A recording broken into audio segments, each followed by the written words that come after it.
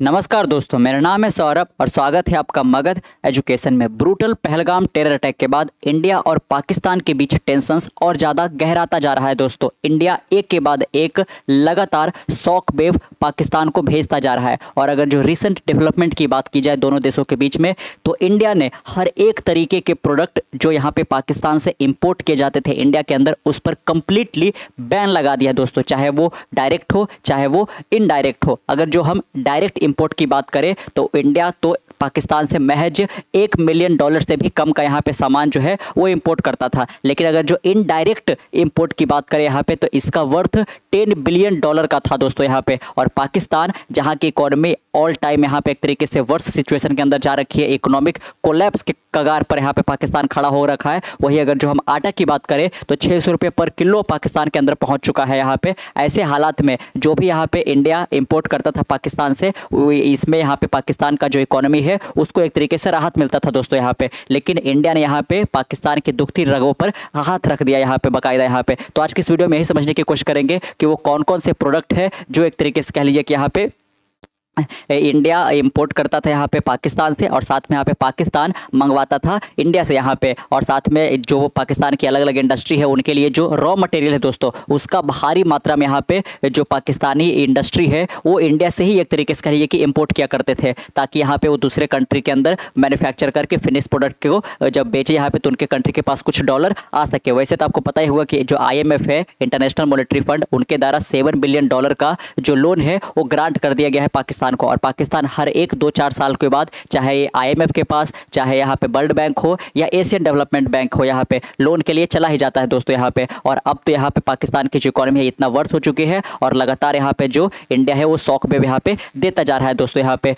India और साथ में पाकिस्तान दोनों ने यहाँ पे अपने अपने जो पोर्ट होते हैं वो दोनों देशों के जो वेसल्स है उनके लिए बैन कर दिया दोस्तों। यानी कि पाकिस्तान का जो एक तरीके से शिप है वो इंडिया के किसी भी पोर्ट के ऊपर यहाँ पे नहीं आएगा, और ना कि इंडिया का जो एक तरीके से शिप है वो पाकिस्तान के किसी पोर्ट पर यहाँ पे डॉक करेगा दोस्तों यहाँ पे। तो आज किस वीडियो में हम यहाँ पे इसी चर्चा करेंगे। बाकायदा देख सकते हो कि वैसे तो यहाँ पे उनकी इकोनॉमी जो है वैसे ही यहाँ पे करा रही है, और इस बीच यहाँ पे इंडिया का इतना बड़ा एक्शन लिया जाना यहाँ पे और ज़्यादा पाकिस्तान की इकोनॉमी को बद से बदतर बना सकता है। India bans all import from Pakistan, here is how it could hit Islamabad economy hard दोस्तों। जैसा कि आपको पता होगा 2019 में कुछ ऐसे ही वाक़या यहाँ पे हुए थे पुलवामा अटैक के बाद। उसके बाद इंडिया ने पाकिस्तान के ऊपर 200% का इंपोर्ट ड्यूटी कर दिया था दोस्तों यहाँ पे, लेकिन इतना बड़ा एक्शन नहीं लिया था। लेकिन इस बार तो यहाँ पे कंप्लीटली बैन ही लगा दिया गया। बाकायदा देख सकते हो India has impose a blanket ban. Blanket ban का मतलब होता है टोटल बैन, यहाँ पे डायरेक्ट हो या फिर इनडायरेक्ट हो, क्योंकि डायरेक्ट में तो हमने देखा कि काफी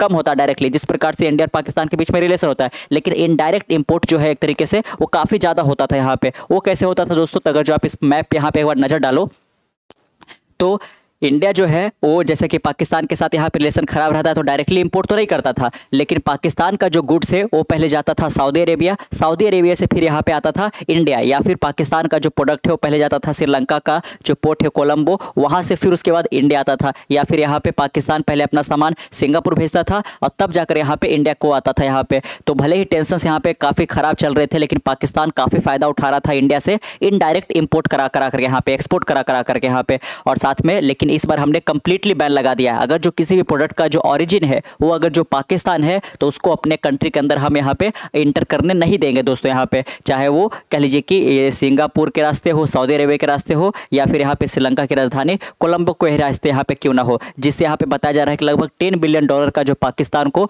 नुकसान यहाँ पे होने वाला है यहाँ पे। और क्या क्या सामान यहाँ पे मंगवाता है वो भी हम यहाँ पे देखने जा रहे हैं। बाकायदा देख सकते हो India has imposed a blanket ban यहाँ पे। The move which follow the closure of the Wagah Attari trade route formalise a complete halt in the cross border trade. अब देख सकते हो कि किसी भी प्रकार का कोई भी सामान जो है क्रॉस बॉर्डर ट्रेड के तहत नहीं हो सकता है यहाँ पे। ये बिल्कुल जो बाघा अटारी बॉर्डर है उसको क्लोज कर दिया गया, तभी यहाँ पे सामने निकल कर यहाँ पे आ रहा है। देख सकते हो यहाँ पे कि क्या जो ऑफिशियल नोटिस आई है यहाँ पे इंडियन मिनिस्ट्री की ओर से, डायरेक्ट हो या इनडायरेक्ट हो, इंपोर्ट हो या फिर ट्रांजिट हो, अगर जो डायरेक्टली अगर जो इंडिया के बॉर्डर के थ्रू पाकिस्तान का कोई सामान इंडिया के अंदर आता है तो उसको हम डायरेक्ट इंपोर्ट कहेंगे दोस्तों यहाँ पे। लेकिन पाकिस्तान का प्रोडक्ट अगर जो सिंगापुर, सऊदी या फिर कोलंबो के रास्ते इंडिया आता है तो उसको हम ट्रांजिट बोलते हैं। लेकिन चाहे वो डायरेक्ट, इनडायरेक्ट हो या कि इंपोर्ट हो कि ट्रांजिट हो, हर एक तरीके के जो गुड है अगर जो वो पाकिस्तान से ओरिजिनेट हुआ है, यहाँ पे पाकिस्तान उसको एक्सपोर्ट कर रहा है तो उसको इंडिया के अंदर परमिट नहीं मिलेगा। वेदर और नॉट फ्रीली इंपोर्टेबल और otherwise permitted shall be prohibited with immediate, इसको बिल्कुल यहाँ पे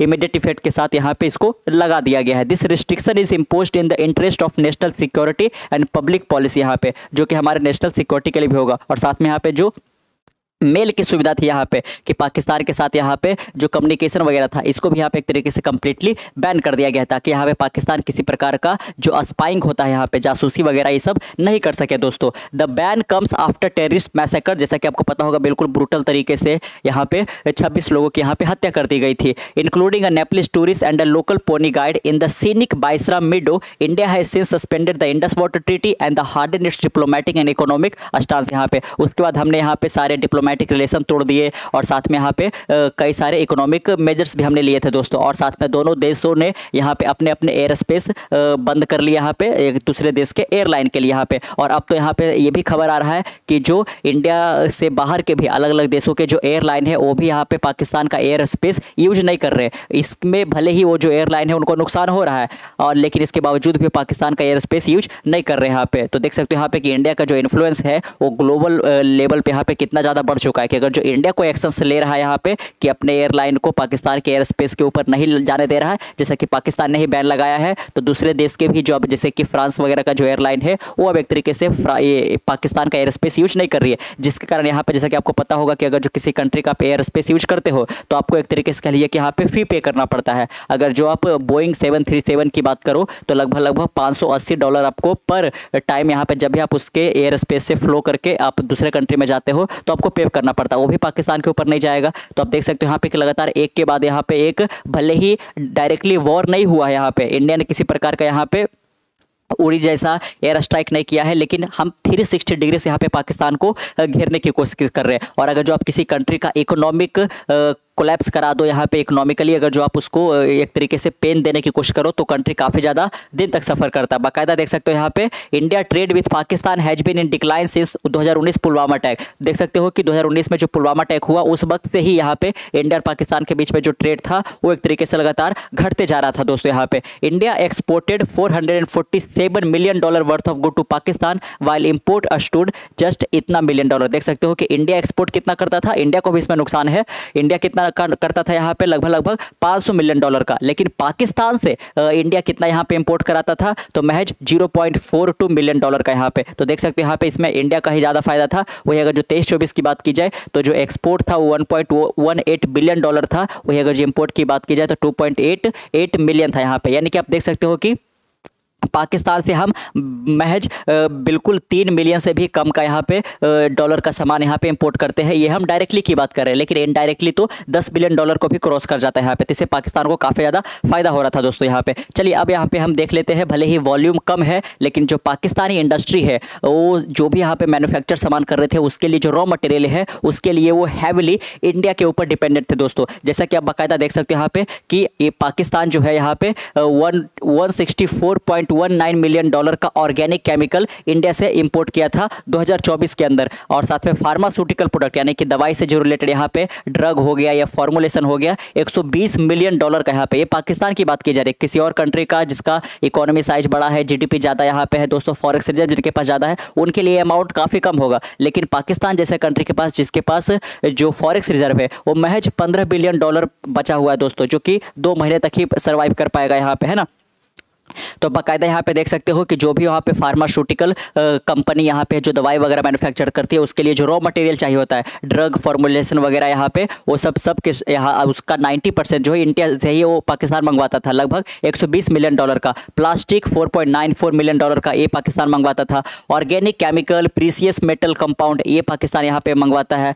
मिनरल फ्यूल हो गया, ऑयल हो गया, डिस्टिलेशन प्रोडक्ट हो गया, ये भी इंडिया से ही वो लोग ले जाते हैं। मिसलेनियस केमिकल प्रोडक्ट ये भी, modified starch, glue enzyme 1.153 million, dyeing extract pigment tannins 1.27 million dollar, miscellaneous edible preparation 1.20 million dollar, medical apparatus optical instrument 0.38 million dollar. तो देख सकते हो यहाँ पे कि कई सारे वेराइटी के जो प्रोडक्ट है वो एक तरीके से रॉ मटेरियल के तौर पर इंडिया से पाकिस्तान मंगवाया यहाँ पे लेता था और साथ में यहाँ पे उसको मैन्युफैक्चर करके दूसरे कंट्री को एक्सपोर्ट करता था, जिससे यहाँ पे पाकिस्तान के पास डॉलर आते थे दोस्तों यहाँ पे। और अब तो यहाँ पे वो भी यहाँ पे नहीं आने वाला है। The halt is likely to disrupt Pakistan pharmaceutical. तो देख सकते हो कि पाकिस्तान की जो फार्मास्यूटिकल इंडस्ट्री है, केमिकल इंडस्ट्री है या फिर फूड प्रोसेसिंग सेक्टर वगैरह है, ये सब के सब यहाँ पे काफ़ी ज़्यादा डिसरप्ट होने वाले हैं यहाँ पे, क्योंकि इनके लिए जो रॉ मटेरियल ये लोग आसानी से कम कीमतों पर इंडिया से मंगवा लेते थे, अब ये दूसरे देश से मंगवाएंगे तो इनको ज़्यादा पैसा पड़ेगा और ज़्यादा पैसा पड़ेगा तो इस देश के अंदर जो इन्फ्लेशन है वो और ज़्यादा होगा। ऑलरेडी 25% का इन्फ्लेशन जो है पाकिस्तान के अंदर टच कर गया है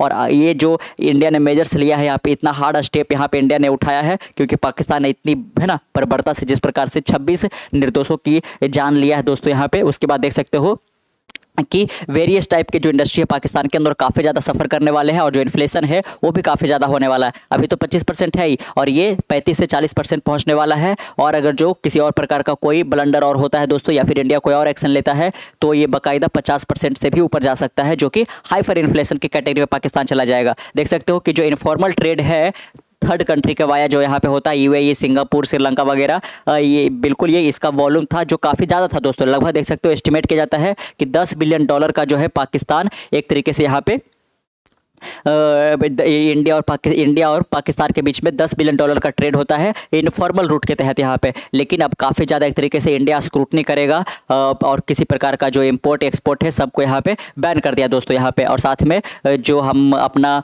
एक तरीके से जो पोर्ट है उसको देते थे पाकिस्तानी जो शिप वगैरह है उसको डॉक करने के लिए, इसको भी हमने कम्प्लीटली बैन कर दिया यहाँ पे। और जो बिल्कुल बाघा टारी बॉर्डर है जिसके थ्रू भी थोड़ा बहुत इंपोर्ट एक्सपोर्ट होता था उसको भी हमने कंप्लीट बंद कर दिया यहाँ पे, बिल्कुल ब्लैंकेट इंपोर्ट लगा दिया है, जिसके कारण यहाँ पे पाकिस्तान को बेहद नुकसान होने वाला है। पाकिस्तान ने भी एक्शन लिया है कि पाकिस्तान ने भी अपने सारे पोर्ट को एक तरीके से इंडियन शिप के लिए डॉक करने से मना कर दिया यहाँ पे। लेकिन इससे इंडिया को घंटा फर्क नहीं पड़ने वाला है यहाँ पे। इंडिया बहुत कम पैसों एक तरीके से कमा पाता था पाकिस्तान से यहाँ पे। तो कैसा लगा आपको आज का वीडियो, नीचे कमेंट्स में जरूर बताइएगा। मिलते हैं वीडियो के साथ, तब तक के लिए keep learning keep growing. This is Saurabh signing off, bye bye.